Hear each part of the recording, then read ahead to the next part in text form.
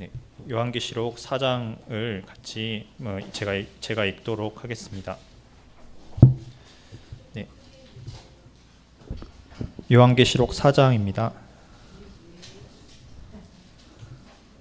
네, 읽도록 하겠습니다. 이 일 후에 내가 보니 하늘에 열린 문이 있는데 내가 들은 바 처음에 내게 말하던 나팔 소리 같은 그 음성이 가로되 이리로 올라오라. 이후에 마땅히 될 일을 내가 내게 보이리라 하시더라. 내가 곧 성령에 감동하였더니 보라, 하늘에 보좌를 베풀었고 그 보좌 위에 앉으신 이가 있는데 앉으신 이의 모양이 벽옥과 홍보석 같고 또 무지개가 있어 보좌에 둘렀는데 그 모양이 녹보석 같더라. 또 보좌를 둘러 24보좌들이 있고 그 보좌들 위에 24장로들이 흰 옷을 입고 머리에 금 면류관을 쓰고 앉았더라. 보좌로부터 번개와 음성과 뇌성이 나고 보좌 앞에 7 등불 켠 것이 있으니 이는 하나님의 7 영이라. 보좌 앞에 수정과 같은 유리바다가 있고 보좌 가운데와 보좌 주위에 4 생물이 있는데 앞뒤에 눈이 가득하더라.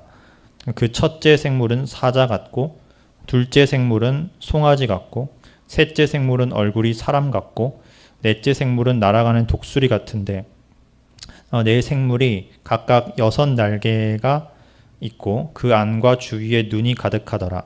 그들이 밤낮 쉬지 않고 이르기를 거룩하다 거룩하다 거룩하다 주 하나님 곧 전능하신 이여 전에도 계셨고 이제도 계시고 장차 오실 자라 하고 그 생물들이 영광과 존귀와 감사를 보좌에 앉으사 세세토록 사시는 이에게 돌릴 때 24장로들이 보좌에 앉으신 이 앞에 엎드려 세세토록 사시는 이에게 경배하고 자기의 면류관을 보좌 앞에 던지며 가로되 우리 주 하나님이여 영광과 존귀와 능력을 받으시는 것이 합당하오니 주께서 만물을 지으신지라 만물이 주의 뜻대로 있었고 또 지으심을 받았나이다 하더라. 네.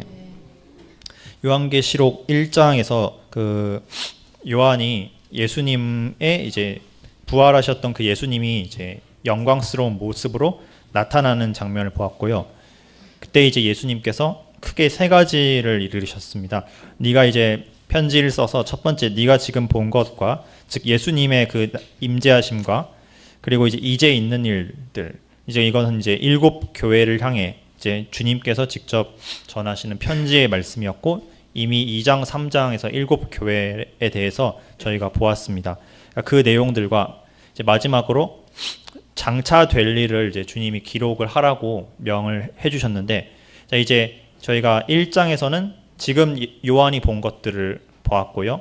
2장 3장이 이제 있는 일들에 대한 내용이고 이제 마지막 남은 게 이제 장차 될 일인데 이 장차 될 일에 대한 내용이 이제 요한계시록 4장부터 22장까지 쭉 계속 이어질 예정입니다. 그래서 주님께서 이제 본격적으로 요한에게 마지막 때에 있을 특히 이제 종말과 관련된 하나님의 이제 계시를 드러내주기 시작하시고 이제 그 시작점으로 이제 요한을 본격적으로 하늘나라로 이제 그 입신 체험이라고도 이제 할 수 있겠죠. 이제 하늘나라로 영 안에서 이제 그 하나님의 임재와 그 보좌가 있는 곳에 직접 가는 그런 특혜를 이제 베풀어 주십니다.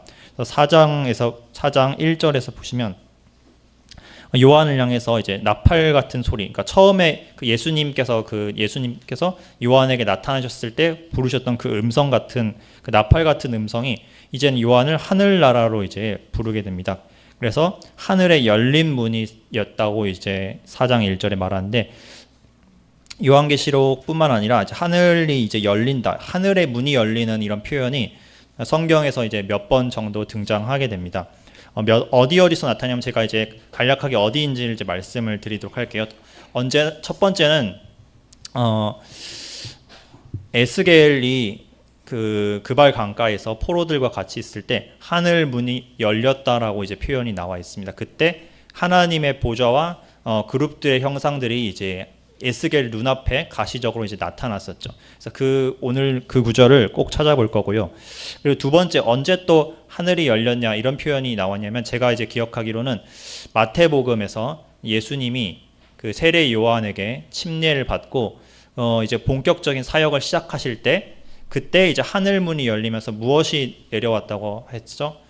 바로 비둘기 같은 형상으로 이제 성령님께서 직접 내려오셔서 예수님께 이제 기름 부은 바 되셨었습니다. 그래서 하늘이 열린 장면이 그때가 두 번째였고요.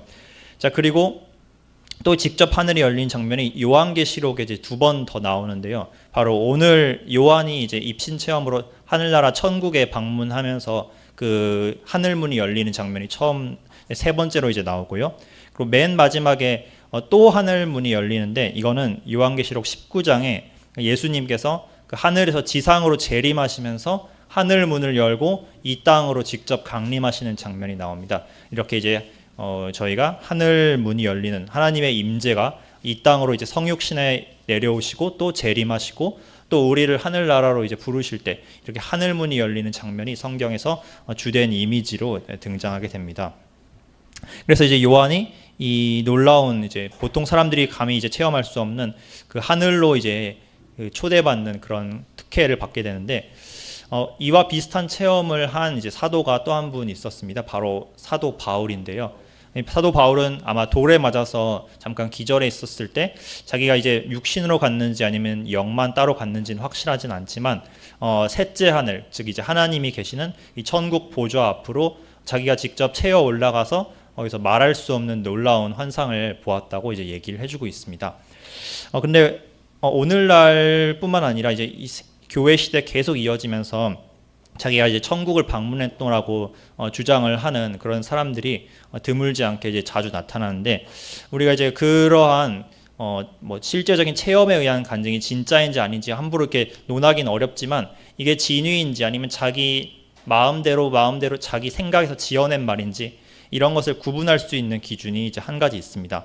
그 천국에 대한 간증에서 그 사람이 무엇에 초점을 두느냐를 우리가 잘 관찰을 해보면 됩니다. 자, 요한은 어떻게 이제 자기의 천국 체험을 이제 묘사하는지 같이 보도록 하겠습니다. 2절에 보면 성령에 감동돼서 이 천국으로 이제 영이 끌려간 요한이 무엇을 봤냐면 자, 시작부터 바로 이런 얘기를 합니다.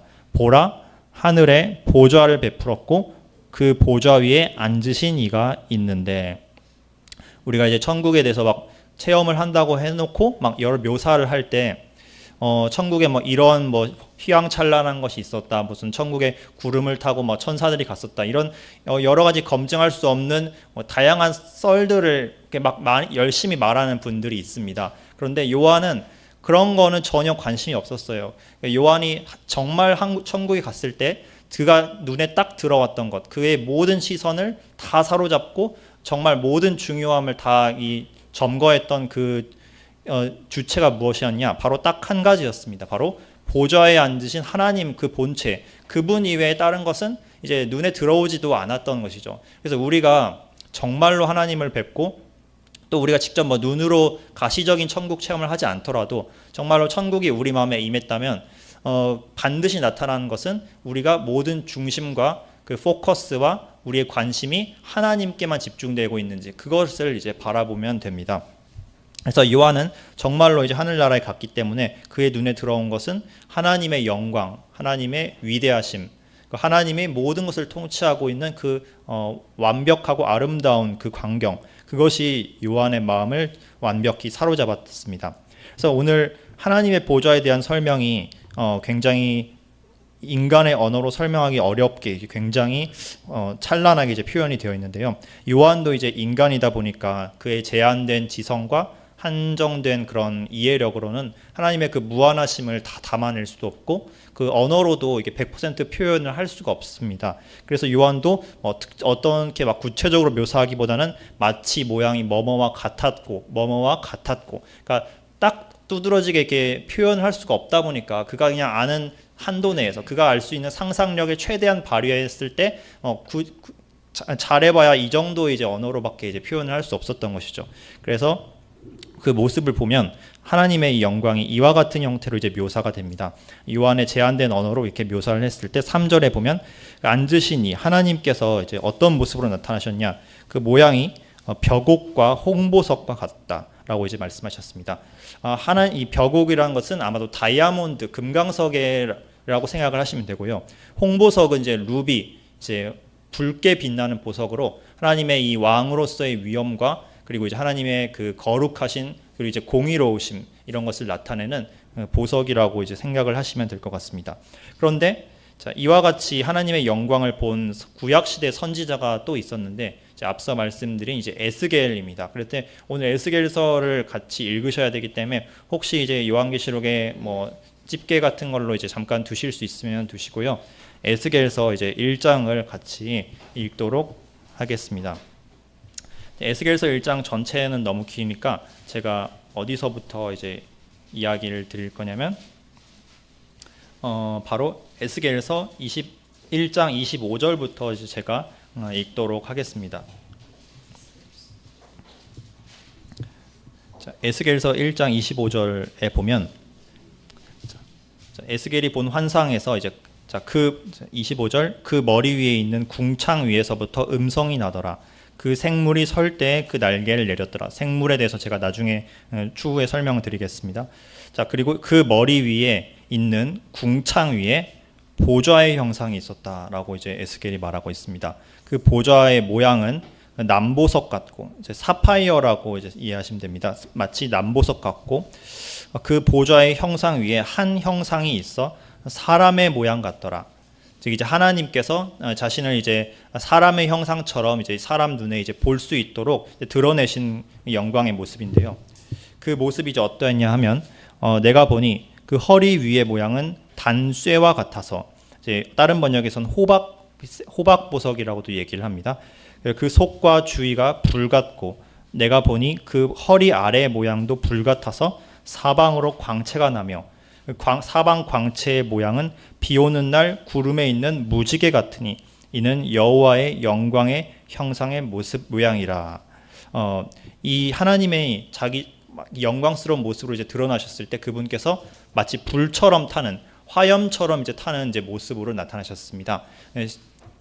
신명기서나 이제 출애굽기를 보면 하나님께서 스스로를 질투하시는 하나님, 소멸하시는 불이라고 이렇게 묘사를 하시죠. 그래서 하나님의 이 영광스러운 모습을 이제 불로 이제 구약 성경에서 자주 묘사를 하고 있고요.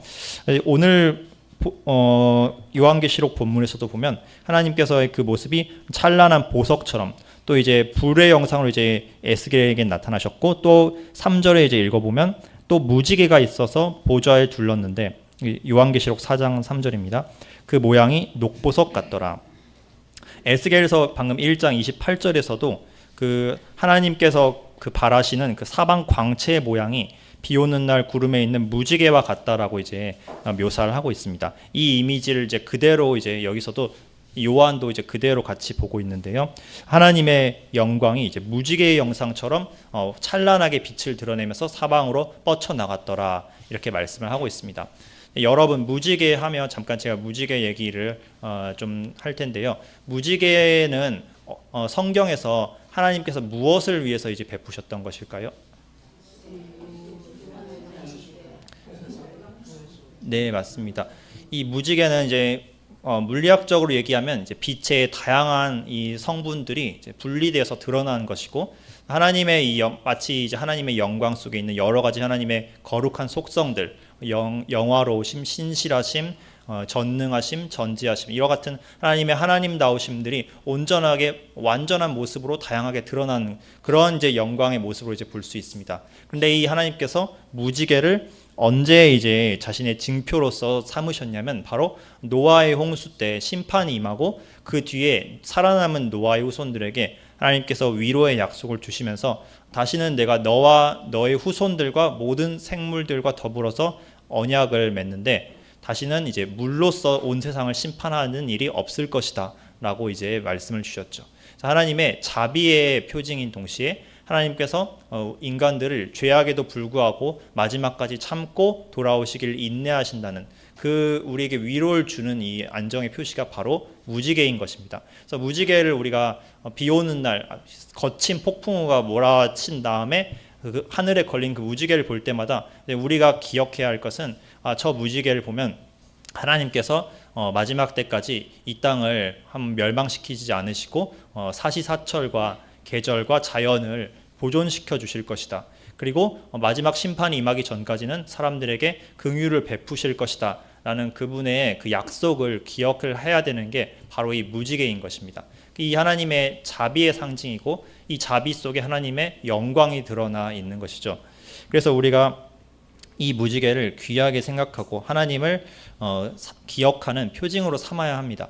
그런데 참 이 세상이 안타까운 것은 이 사탄 마귀는 항상 이 하나님을 표절하는 것을 참 좋아합니다. 그래서 여러분 혹시 그 LGBTQ라고 그 프라이드, 자신들의 그 프라이드를 상징하는 그 LGBTQ의 상징이 무엇인지 혹시 아십니까? 예, 그것은 바로 다양성을 상징한다는 미명하에 지어진 그 무지개의 표시가 바로 그들의 상징물이 되었습니다.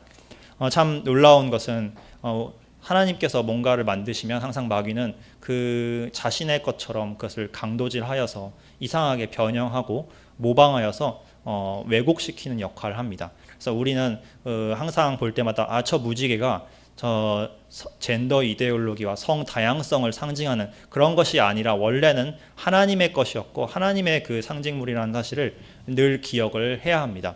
참고로 말씀드리면 하나님의 그 무지개는 7개의 색으로 이루어져 있습니다. 7은 이제 하나님의 완전성을 의지하는 수입니다. 참고로 그 프라이드 LGBTQ의 무지개는 제가 육지개라고 부르는데 6개의 색깔로 이루어져 있습니다. 6은 이제 하나님의 완전에 이르지 못한 인간의 불완전함, 그리고 이제 뭐 666 이렇게 인간의 불완전함과 악함을 이제 상징하는 숫자이죠. 그래서 잠시 딴 데로 샜는데 이게 무지개가 하나님의 영광의 상징이다라는 것을 말씀드리고 싶었습니다. 그런데 이제 4절에 보면 이제 또 무엇이 주위에 나타났냐면 그 하나님의 보좌 주위에 24개의 보좌들이 있었다고 합니다. 24 보좌들 위에 이제 24 장로들이 흰 옷을 입고 면류관을 쓰고 이제 앉아 있었습니다. 이 24 장로의 정체에 대해서는 사람들마다 조금씩 이렇게 해석이 엇갈리기도 하지만 대부분의 사람들이 신학자들이 생각하기를 이들은 이제 하늘나라에서 이제 구속함을 입어서 하늘나라에 들어간 그 성도들을 대표하는 무리다라고 이제 해석을 많이 합니다. 이외에 하필이면 숫자가 24이냐? 여기에 대해서는 또 두 가지 견해가 있는데 하나는 24란 것은 12 더하기 12로 이루어진 숫자이죠. 12에서 구약 시대는 하나님의 백성을 상징하는 게 그 이스라엘의 12지파였습니다. 그들을 축으로 하나님의 이제 백성들이 이제 구분이 되었죠. 신약 시대에는 신약 시대 교회의 기초를 놓은 기초석에 해당되는 분들이 바로 예수님의 12사도들이었습니다. 그리고 그 12사도의 제자들이 이제 오늘날의 이제 그리스도인들 교회로까지 이어지는 것이죠. 그래서 24란 12 더하기 12로 신구약 시대를 통틀어 하나님의 이 모든 백성들, 구속받은 백성들을 상징하는 숫자다. 그리고 이 24 장로는 그들을 대표하는 존재들이다. 구체적으로 정말 24 장로가 어떤 특정 개인인지 아니면 이 전체를 대표하는 무리인지에 대해서는 정확하게 우리가 확인하기는 좀 어렵습니다. 그렇지만 대강 이러한 의미로 성도들을 대표한다라고 이해하시면 될 것 같습니다. 혹은 이 24라는 숫자가 구약 시대에 그 다윗 왕이 제사장들 반열을 세울 때 24반열로 세웠었습니다. 그래서 이 24라는 숫자가 제사장들의 숫자, 즉 이제 성도들이란 곧 이제 주님에 의해서 피로 값주고 사신 바 된 이후로 세상을 향하여 하나님의 제사장 역할을 하는 이제 존재들이 되었죠. 그래서 우리들을 이제 제사장적인 역할로서 이 성도들이 이런 역할을 하는구나, 이런 의미에서 24라고 해석하는 분들도 있습니다.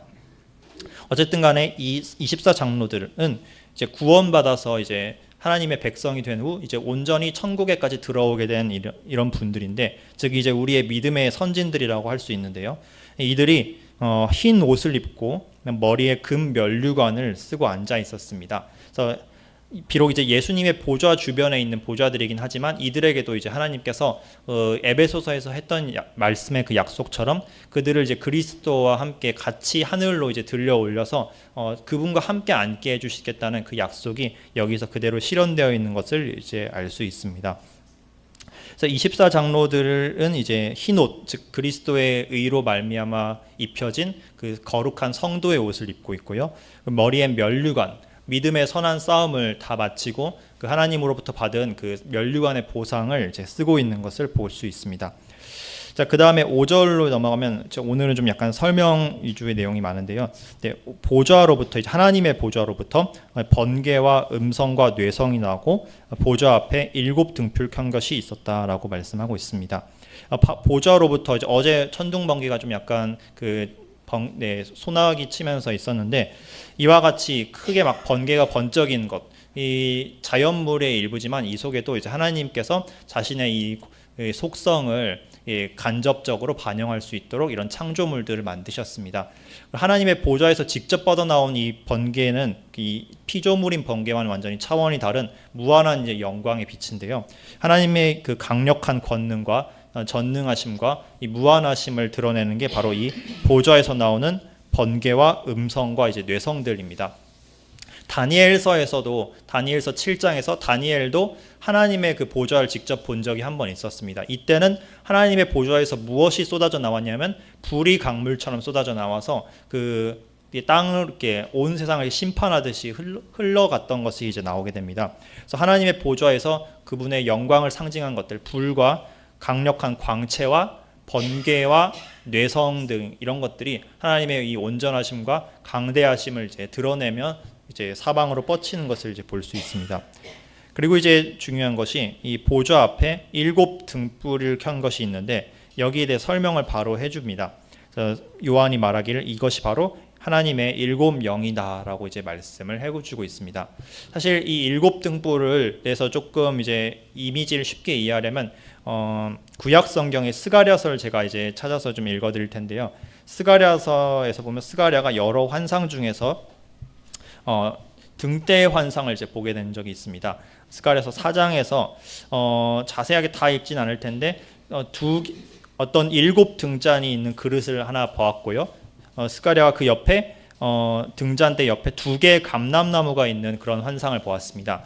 그리고 이 2 감람나무로부터 기름들이 쏟아져서 이 7 등잔이 있는 그릇을 채우는 그런 광경을 보게 되는데 여기에 대해서 굉장히 길게 설명이 될 수 있지만 스가랴가 이제 그 해석하는 천사에게 물어보기를 이게 대체 무슨 의미입니까? 라고 물어봤을 때 천사가 요약해서 말씀을 해줍니다. 이 2개의 감람나무는 하나는 그 당시에 유대 백성들의 지도자였던 스룹바벨 총독이었고 그리고 또 하나는 영적 지도자인 대제사장 여호수아가 이 2 감람나무다라고 이제 설명을 해주시고요.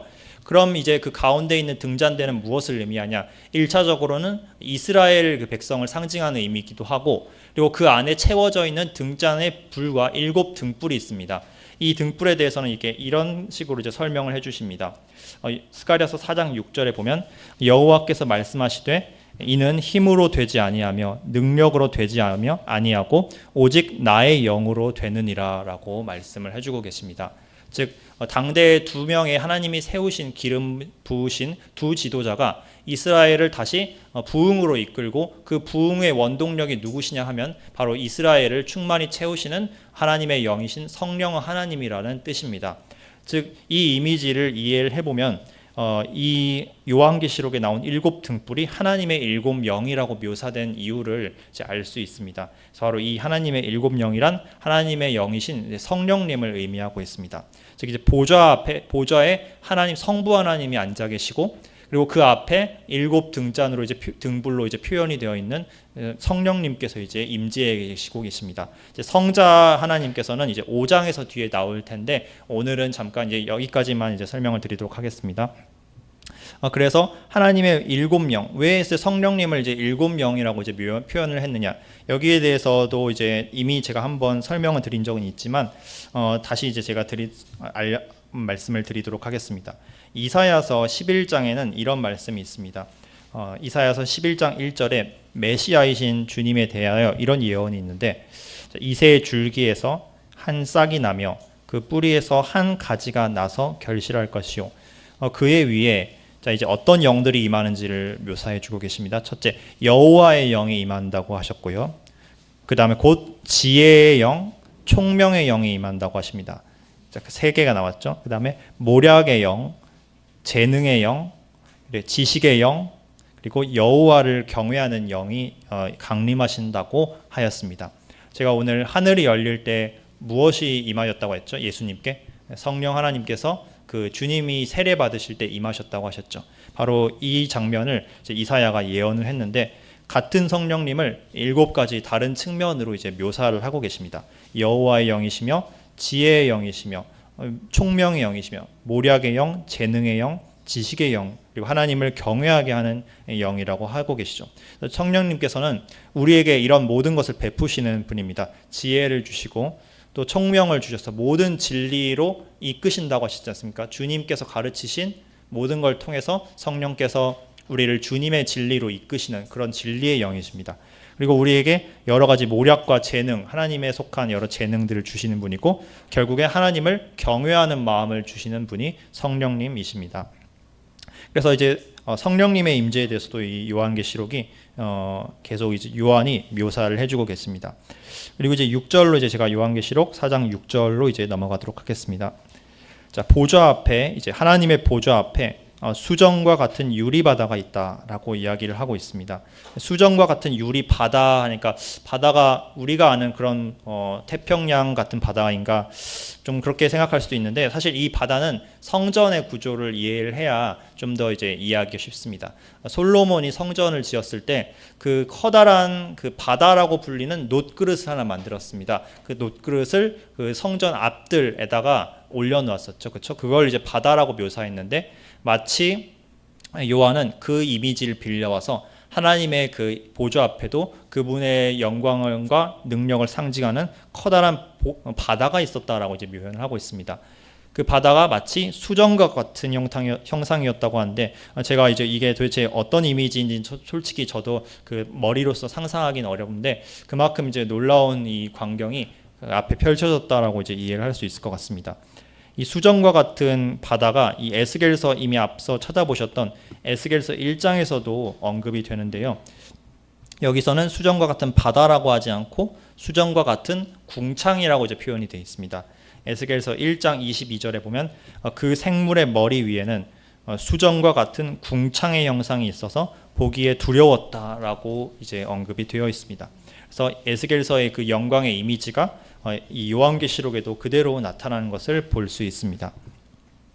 자, 그리고 이제 그 다음 이제 요한이 본 천국에서 본 그 다음 어떤 개체를 보았는데 그것이 바로 네 생물들입니다. 자, 보좌 6절에 보시면 보좌 가운데와 보좌 주위에 네 생물이 있었는데 앞뒤에 눈이 가득하더라.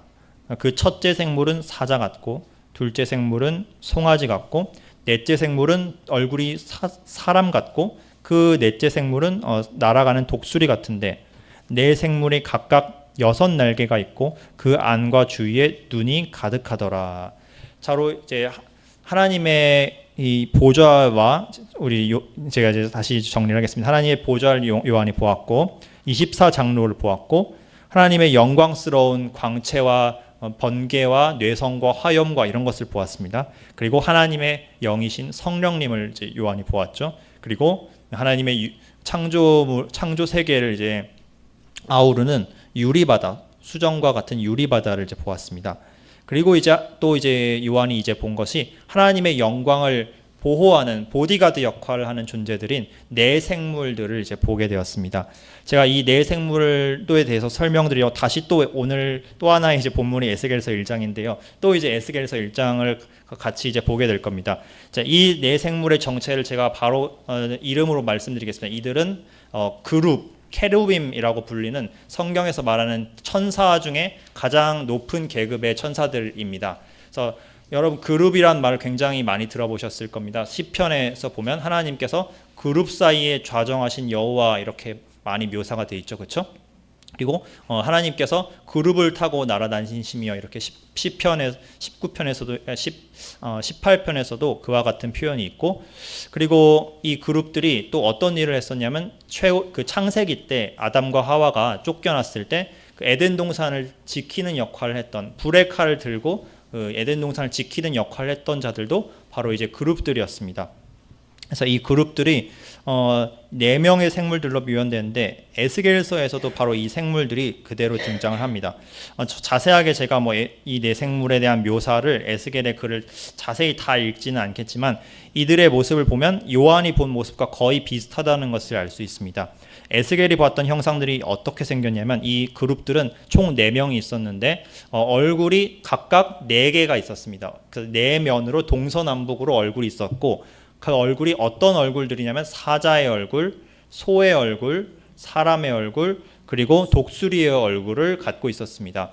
어떤 분들은 이걸 갖다가 이 4가지가 마태복음과 마가복음과 누가복음과 요한복음에 드러난 예수님의 각기 다른 4가지 모습을 상징적으로 보여주는 역할을 한다. 그래서 사자는 주님의 왕되신 모습을 상징하고, 소는 여호와의 종으로서의 이제 주님을 의미하고, 사람은 이제 온전한 인성을 가지신 예수님, 그리고 이제 독수리는 초월하신 신성을 지니신 하나님으로서의 예수님을 상징한다. 이렇게 해석을 하시는 분들도 있습니다. 어쨌든 이 그룹들은 이와 같이 하나님의 영광을 반영하는 모습으로 존재를 하고 있고, 그들에게 이제 에스겔서에서 본 모습이랑 조금 약간 다르긴 한데, 에스겔서에서는 날개가 이제 4장이었고 이 요한계시록에서는 이 날개가 6장으로 이제 나타나긴 합니다. 이 4생물들이 이제 6날개를 갖고 각각 이제 한 생물은 사자같이 생겼고, 둘째 생물은 소같이 생겼고, 셋째 생물은 사람같이 생겼고, 넷째 생물은 독수리같이 생겼으며 6날개를 갖고 있으며 그 날개 안과 그 주위에 눈이 가득하게 이제 생겼습니다. 굉장히 좀 무섭게, 어떤 의미에서는 좀 약간 무서운게 생긴 존재들이긴 한데, 이 눈이 가득하다는 것을 하나님의 이 통찰하시는 그 눈, 모든 것을 전지하게 꿰뚫어 보시는 그 전지하신 살피시는 하나님을 상징적으로 이제 보여준다라고 이제 보시기도 합니다. 그래서 이 4생물들이 어떤 찬송을 드리는지를 이제 보면 이제 요한계시록 4장 8절 한번 읽어보도록 하겠습니다. 자, 이들이 찬송을 부른 내용이 무엇일까요? 자, 4장 8절에 보면, 자, 거룩하다, 거룩하다, 거룩하다. 주 하나님 곧 전능하신 이여, 전에도 계셨고 이제도 계시고 장차 오실 자라. 자, 여기서부터 이제 우리가 영적인 이제 묵상을 같이 나누는 이제 시간이 될 텐데요. 하나님, 이 천사들이, 그룹들이 하나님을 이제 예배하면서 그들을 하나님의 하나님 되심을 찬송할 때 가장 먼저 하나님의 어떤 속성을 노래했는지를 잘 주의해 보셔야 됩니다. 하나님께서 어떤 분이냐면 바로 거룩하신 분이라고 이야기를 합니다. 물론 하나님이 사랑이 많으시다, 사랑이 많으시다, 사랑이 많으시다, 이렇게 묘사할 수도 있겠지만, 또는 신실하시다, 신실하시다, 신실하시다, 이렇게 노래를 할 수도 있겠지만, 그런 것들을 다 제쳐두고 이 천사들이 한 노래의 내용은 바로 하나님께서 거룩하신 분, 거룩하다, 거룩하신 분이라는 걸 제일 먼저 강조하고 있습니다. 거룩이라 함은 어떤 존재가 어떤 다른 존재들과 완전히 분리되어서 완전히 다른 계급에 속한 존재라는 것을 의미합니다. 그래서 하나님께서는 홀로 거룩함의 근원이 되시는 분입니다. 그래서 모든 존재들, 세상의 다른 피조물들은 유한하고 불완전하고 그리고 언제든지 타락할 수 있는 가능성이 있는 존재이지만, 하나님 한 분만은 도덕적으로 완전하시고 능력이 있어서 완전하시고 그리고 홀로 모든 존재들과 완전히 다른 계층에 있으신 분, 이런 의미에서 이제 하나님이 거룩하다고 이제 표현을 하고 있습니다. 또한 이 거룩을 3번씩 연달아 표현하고 있는데, 이것은 히브리식으로 이제 3번을 연달아 말하는 것은 최상급의 표현, 더 표현할 수 없을 만큼 극도로 완전하시다, 극도로 거룩하시다는 걸 표현하기 위해서 3번 연달아 부른 것이라고 볼 수 있습니다. 그와 동시에 하나님께서 삼위일체로 계시기 때문에 성부 하나님이 거룩하시고 성자 하나님이 거룩하시고 성령 하나님이 거룩하시다라는 것을 이 찬양에서 세세토록 부르는 이 거룩한 찬양에서 알 수 있습니다. 이 노래를 부른 존재가 이 신약 성경에만 나오는 게 아니라 이 구약 성경에도 이미 나오고 있습니다. 이사야서 6장을 만약 보신다면, 이사야도 성전을 거닐다가 어느 날 이제 하나님의 임재를 이제 직접 보게 되었는데, 그때 하나님의 영광과 함께 스랍 천사들이 나타나게 됩니다. 이 스랍들이 이런 노래를 또 부릅니다. 이사야 6장 3절에 보면, 그들이 서로 창화하여 가로되 거룩하다, 거룩하다, 거룩하다, 만군의 여호와여 그 영광이 온 땅에 충만하도다. 그 마치 이 하늘나라에서도 이 하나님의 거룩함을 노래하는 천사들이 항상 이제 영원토록 있을 것이고, 또한 이 노래를 이제 성도들도 영원토록 이제 같이 부르게 될 것입니다. 요한계시록 4장 8절에 계속 이어서 보면 이 거룩하신 하나님을 어떤 분으로 또 묘사하냐면 바로 전능하신 분, 하나님의 전능성을 노래합니다. 그래서 첫 번째는 거룩함을 이제 예배하고 노래하고 있으며, 또 하나님의 전능성, 하나님의 완전하시고 전능하심을 노래하고 있습니다. 그리고 세 번째는 하나님의 영원성을 노래하고 있습니다. 보면 하나님께서는 어떤 분이냐 하면 전에도 계셨고 이제도 계시고 장차 오실 분이다라고 묘사가 되고 있습니다. 그래서 하나님의 이 하나님다우심을 이제 크게 이 천사들이, 첫 번째는 하나님의 거룩되심, 두 번째는 전능하심, 그리고 이제 하나님의 영원하심을 이제 찬양을 하며 그분의 이 하나님다우심을 찬송을 하고 있습니다. 그래서 이 생물들이 9절에 보면 영광과 존귀와 감사를 보좌에 앉아 세세토록 사는 이에게 돌리고 있다라고 말씀을 주고 있습니다. 우리가 이제 예배란 주제를 대해서 한번 생각을 해보고 싶습니다. 우리가 예배 드린다는 것이 정확히 무엇을 의미하는 것일까요? 저는 제 생각에는 이 요한계시록 4장에 묘사되어 있는 이 말씀들이 우리 예배의 참된 본질을 정확하게 이제 말씀을 해주는 것 같습니다. 이 9절에 보시면 이 네 생물들이 하나님께 무엇을 드리냐면 영광을 드리고 존귀를 드리고 그리고 이제 감사를 드리는 것을 이제 볼 수 있습니다. 그리고 이때 여기서 우리가 뒤에서 제가 영광과 존귀에 대해서 좀 더 이야기를 드리도록 하겠습니다. 이 네 생물이 하나님께 감사를 드렸다고 하는데요. 이 천사들은 어떻게 보면 피조 한 번도 구원받은 적이 없는 존재들이죠. 생각해 보면 천사들은 우리 인간과는 달리 각각의 존재들마다 각각 자유의지에 따라 하나님을 완전히 섬겼거나 아니면 하나님을 반역해서 완전히 쫓겨났거나 둘 중 하나로만 갈라지게 됩니다. 이 그룹들 중에서도 원래는 5이 있었는데 하나의 그룹은 이제 그 사탄이라고 부르는데 그 존재는 이미 하나님을 반역해서 쫓겨난 그룹이 되었고, 천사들 가운데서도 거의 3분의 1 가량은 각각 자기 자유의지에 따라 하나님을 예배하기를 거절하고 타락해서 쫓겨났습니다. 이런 자들은 절대로 구원받을 가능성이 아예 없고 영원토록 그냥 지옥이 확정되어 있을 뿐입니다. 그러나 나머지 천사들은 한 번도 하나님을 거역한 적이 없고 한 번도 주님께 죄를 지은 적이 없는, 구원받을 필요가 없는 존재들입니다. 그래서 그들은 그냥 항상 하나님께 감사할 만한 주제가 딱 한 가지 있다면 그분께서 우리 자신들을 창조하시고 지키시고 보호하시는 그 일에 대해서만 이제 찬양을 드릴 수 있습니다.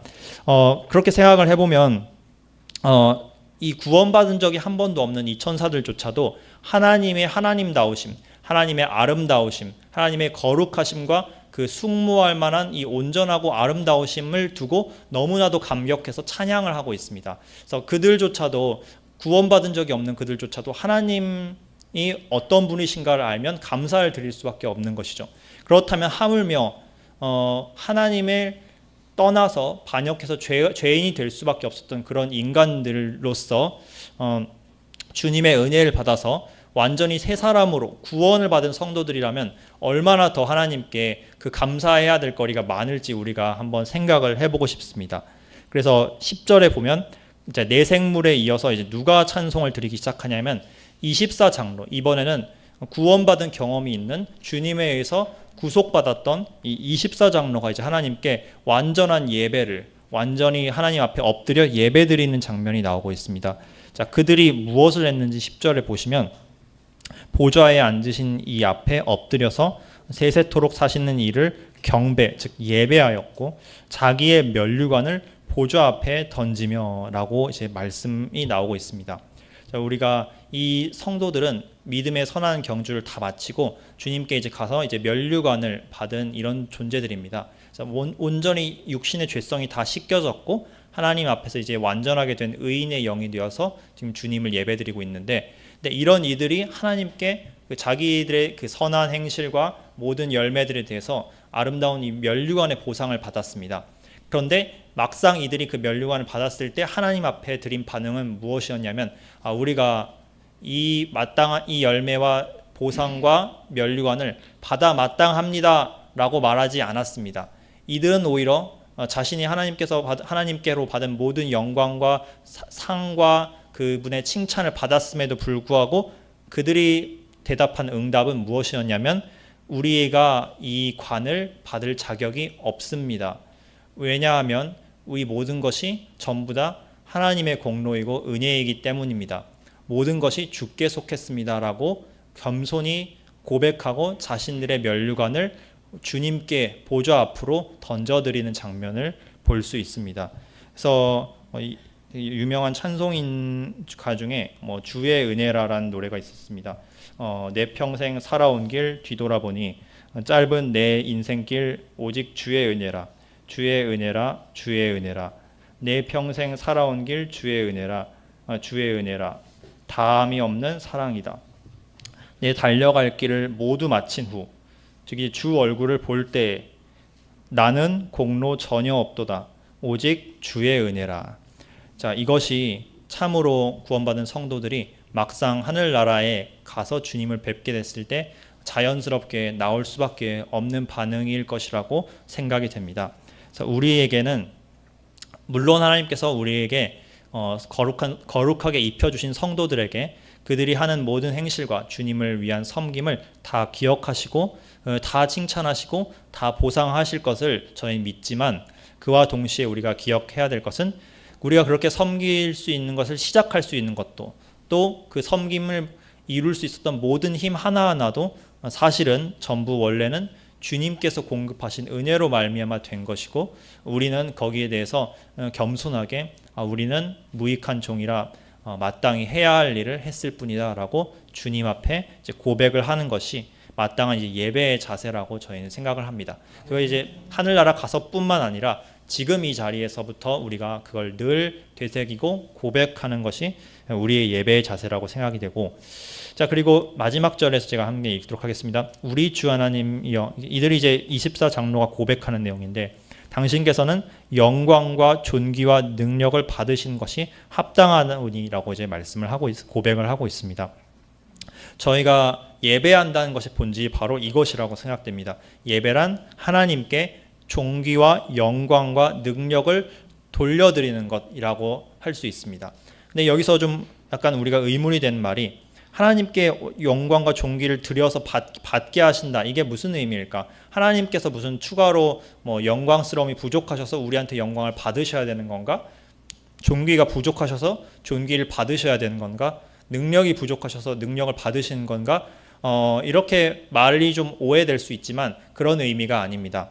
그래서 하나님께서는 이미 무한히 영광스럽고 아무런 피조물 없이도 이미 그 스스로 자존하시는 분이기 때문에 스스로 이미 무한히 영광스러우시고 스스로 무한히 존귀하시고 스스로 이미 무한히 전능하십니다. 여기에 우리가 뭔가 보태줄 수 있는 건 아무것도 없습니다. 피조물은 무한하신 하나님께 1도 더 향상시킬 수 없고 1도 가감시킬 수도 없습니다. 다만 그럼에도 불구하고 성경에서는 여호와께 영광을 드려라, 존귀를 드려라, 그리고 능력을 드려라라는 표현이 자주 나옵니다. 그럼 그 드리다의 표현을 우리가 정확하게 이해를 해야 될 것 같습니다. 자, 먼저 영광이라 하면 일단 히브리어로 이 영광은 무겁다라는 의미와도 사실 어느 정도 의미가 같습니다. 무겁다, 즉 중력의 중심이다라는 의미이기도 하죠. 목사님께서 오늘 세상 모든 만물이 하나님을 중심으로 돌아가듯이 우리 마음도 하나님을 중심으로 돌아가야 된다라고 말씀을 하셨는데 마치 태양계의 질량의 대부분을 다 차지하고 모든 행성과 별들은, 그러니까 태양계에 속한 모든 별들은 태양을 중심으로만 돌아가는 것과 마찬가지로 우리가 기억해야 될 것은 하나님께서 무한히 중요하시고 무한히 영광스러우시고 모든 것의 중심 되시며 모든 것의 그 핵심 되시는 분이라는 것을 이해하는 것이 하나님의 영광이라고 생각됩니다. 하나님은 객관적으로 이미 무한히 영광스러우십니다. 이 우주 만물보다 무한히 크시고 중요하시고 주인이시죠. 그래서 그런 의미에서는 하나님 이미 스스로 무한히 영광스러우십니다. 그러나 우리가 하나님께 영광을 드린다는 것은 무슨 의미냐? 그렇다면 내 마음의 중심에서는 하나님이 어떠한가? 이걸 돌아보시는 거죠. 이미 우주에서는 하나님이 가장 위대한, 가장 모든 것의 중심 되시는 분인데 그렇다면 내 마음 속에서의 하나님은 어떤 분인가를 이제 생각을 해봅시다. 내 마음, 우리가 말로는 하나님께서 모든 걸 지으셨고 가장 크신 분입니다. 이렇게 말씀은 하지만 정작 내 생각과 내 마음 속에서 하나님이 가장 1순위가 아니고 하나님이 나의 가장 중요한 분이 아니고 하나님이 내 인생의 모든 것에 돌아가는 중심이 아니라면 그것은 과연 우리가 하나님께 영광을 드렸다고 할 수 없는 것이 되겠죠. 그래서 우리 안에 자유의지가 있지만 이 자유의지를 온전히 모든 무게중심을 하나님께 드리는 것, 우리 안에서부터 하나님이 가장 중요한 분이 되는 것이 그것이 바로 하나님의 영광을 드린다는 의미라고 저는 생각을 합니다. 마찬가지로 존귀도 마찬가지입니다.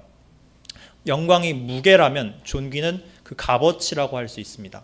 우리가 여러 가지를 값어치를 매기죠. 보석에 대해서 일반 돌보다 더 값어치가 많이 매겨집니다. 그 보석이 설령 작을지라도 커다란 바위보다 더 비쌉니다. 그렇죠? 그것은 사람이 그 보석을 더 귀하게 여기기 때문이죠. 그것을 더 아름답다고 여기고 더 사랑하기 때문입니다. 그렇다면 하나님께서는 어떤 분이냐? 이미 무한히 객관적으로 보았을 때 이미 가장 존귀하고 가장 아름답고 가장 가치받기에 합당하신 분입니다. 하나님보다 중요한 건 이 우주에 아무것도 없습니다. 우주 만물의 모든 가치를 합해도 하나님의 가치에 비하면 무한한 것 앞에 하나의 무한한 작은 점에 불과하다고 할 수 있습니다. 그렇다면 우리가 질문할 것은 그러면 하나님이 객관적으로 이미 무한히 중요하신 분인데 무한히 귀하시고 아름다운 분인데 그럼 우리 마음속에서 하나님은 얼마나 귀한가 이걸 돌아보는 게 필요하다고 생각됩니다. 우리가 하나님께 존귀를 드린다는 것은 하나님께 특별히 뭔가를 더해드린다는 것이 아니라 내 마음속에서 그 하나님이 가장 아름답고 가장 귀하고 가장 그 가치 있는 분인가 이거를 이제 재점검하고 올바르게 맞춰드리는 것이 하나님께 존귀를 드린다는 것이라고 생각합니다. 그래서 우리는 우리 마음속에서 가장 중요하고 모든 것에 중심되는 분이 하나님인가, 그리고 우리 안에 가장 귀하고 마음이 쓰이고 가장 가치 있게 여겨지는 분이 주님인가를 항상 돌아보며 거기에 어긋나게 하는 것들을 다 평생토록 그것을 제거하며 주님께만 집중을 맞춰드리는 삶을 사는 게 바로 예배의 본질이라고 생각합니다. 마지막 한 가지가 능력인데 능력도 하나님께 드리라고 나와 있습니다. 하나님께서는 능력을 받기에 합당하시다. 하나님이 능력이 부족해서 우리한테 능력을 받습니까? 당연히 그럴 리는 없습니다. 그렇다면 우리가 하나님께 능력을 드린다는 것은 무슨 의미일까요? 제 생각에는 하나님께서 우리에게 먹을 걸 주시고 몸을 주셨고 영혼을 주셨고 그 마음을 주셨고 재능을 주셨습니다. 이 모든 게 다 하나님으로부터 온 것이죠. 그런데 우리는 종종 이것이 자기가 스스로 얻은 것인 것처럼 생각할 때가 많습니다. 그렇다면 우리의 올바른 태도는 무엇이냐? 내게 주어진 모든 능력, 여건, 재능, 이 모든 것들, 시간, 공간, 내게 주어진 모든 능력이 사실은 내게로부터 온 것이 아니라 전부 다 하나님의 손으로부터 왔고 마땅히 하나님을 위해서 쓰여져야 하며 하나님께로 돌아가게 된다는 사실을 진정으로 인정하고 그대로 사는 것이 바로 하나님께 능력을 드린다는 의미라고 생각됩니다. 다윗도 성전을 지을 때 많은 예물을 하나님께 드렸지만 이렇게 고백을 했습니다. 주님께서 이것을 다 우리에게 주셨기 때문에 우리가 주님께 마땅히 다시 돌려드리는 것일 뿐입니다 라고 얘기를 했습니다. 우리가 하나님께 많은 걸 드렸습니다 이렇게 자신 있게 드러내는 게 아니라 우린 그저 받은 것을 당연히 돌려드릴 것을 돌려드렸을 뿐입니다 라고 인정하는 것, 이게 바로 능력을 하나님께 드리는 태도라고 생각됩니다. 주님께서는 이와 같이 모든 가치와 존귀 그리고 모든 중심되심 그리고 모든 능력을 다 돌려받기 합당하신 분입니다. 왜 그러한가? 내 생물이 이미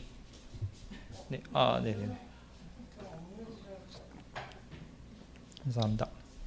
내 생물이 이미 왜 그렇게 예배받기 합당하신 분인가? 왜 가치받기 합당하신 분인가? 왜 모든 영광을 받기 합당하신 분인가를 이미 설명을 했습니다. 일단 하나님은 거룩하신 분이고요. 하나님 자체로 이미 거룩하신 분이고 전능하신 분이고 영원하신 분. 이와 같은 하나님의 속성만 봐도 우리는 하나님을 예배하는 게 당연합니다. 근데 거기에 더해서 이 24장로는 하나님을 예배해야만 하는 또 다른 중요한 이유를 이야기하고 있습니다. 바로 하나님이 창조자라는 점에서 하나님은 예배받기에 합당하십니다. 보시면 우리 주 하나님께서 무엇을 하셨냐고 이제 고백을 하냐면 주께서 만물을 지으셨다라고 하셨습니다. 그리고 만물이 주의 뜻대로 있었고 또 지으심을 받았나이다. 하나님의 그 속성에 또 하나님이 영광받기에 합당한 이유이지만 하나님께서 하신 일들도 하나님께서 영광받기에 합당하신 그 이유가 됩니다. 그 하나님이 하신 중요한 몇 가지 일들이 있는데 오늘은 하나님의 창조하심, 그 창조주 되시는 하나님에 대해서만 이야기를 하고자 합니다. 하나님이 하신 또 다른 귀한 일이 있죠. 바로 구속과 구원입니다. 이것은 오늘 다루진 않고 5장에서 이야기를 하도록 하겠습니다. 하나님은 창조주 되신 이 창조주, 모든 만물을 지으시고 그 만물을 당신의 뜻대로 다스리시는 그 이유 한 가지만으로도 모든 만물에게 경배를 받기 합당하십니다. 또한 이 번역에서는 살짝 이제 만물이 주의 뜻대로 있었다라고 이제 표현을 하는데 다른 번역에서는 이렇게 얘기합니다. 만물이 존재하는 이유가 주님을 기쁘시게 하기 위해서 존재하는 것이다라고 이제 표현을 하고 있습니다. 자, 여기서 우리가 창조받은 피조물로서 창조주를 어떻게 생각해야 되는지를 우리가 알 수 있습니다. 우리가 존재하는 이유는 아무 이유 없이 그냥 존재하는 게 아닙니다. 진화론자들이 말하는 것처럼 우연과 시간이 곱해져서 만들어진 그런 부산물들이 아닌 것입니다. 우리가 존재하는 이유는 하나님께서 지으셨기 때문이고 하나님이 지으신 이유는 그분을 기뻐하고 그분을 영화롭게 하는 것을 바라시기 때문에 우리가 주님을 기쁘시게 하기 위해서 모든 피조물, 특히 하나님의 영광과의 형상대로 지어진 그 사람들은 마땅히 그런 목적으로 살아야 하는 것입니다. 그래서 오늘은 예배라는 것에 대해서 이렇게 좀 한번 깊이 생각을 해보고자 합니다. 그래서 우리 삶에서 많은 부족함이 있고 저도 너무 많은 그 넘어짐과 시험과 유혹이 있는데 그때마다 우리 다시 점검해야 될 게 우리의 매일의 삶에서 또 이제 주일날 주님께 드리는 시간에서 우리의 가장 중요한 것, 내 안에 가장 중요한 것이 무엇인가? 내 안에 모든 것에 돌아가는 중심이 무엇인가?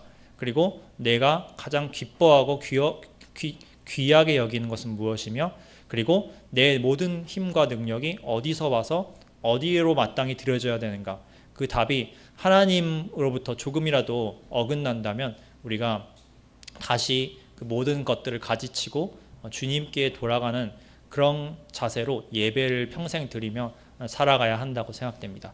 다음 주에는 이제 예수님께서 성자 예수님께서 이 보좌에 앉는 장면을 통해서 우리가 그분을 예배해야 된 또 다른 궁극적인 이유, 바로 그분이 창조주이시기도 하지만 우리를 구원하시고 구속하셔서 우리를 하나님께 드리신 분, 그 예수님 때문에 우리가 예배해야 된다는 사실을 배우도록 하겠습니다. 이상 말씀 잘 들어주셔서 감사합니다.